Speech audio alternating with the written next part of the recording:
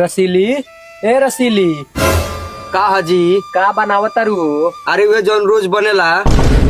एक का बिहाने बिहाने दोगलई बतियावतारू? एक का दुगलई बतियाव तनी, रोज के तरह भाते सब्जी नु बनाव तनी। ए आज बड़ा मार पिए के मन करत रहल हो, मारवा पसैया तो लइकवा के भेज दियो। चल हम खेतना के दुवरिया पर बानी।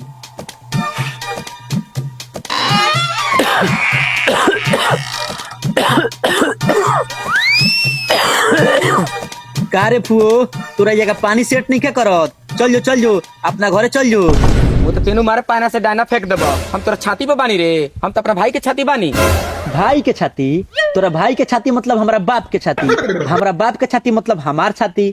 आ हम तो अपना छाती पर क्यों कर रहे ना देनी। रे कालर तर उलाड़ा किन से जो अपना बाप के बुला लिया, खेतन के दूरे पे गइला, कह दे चलो माई बोला से मार पिए के। ठीक बा माई, जा तनी।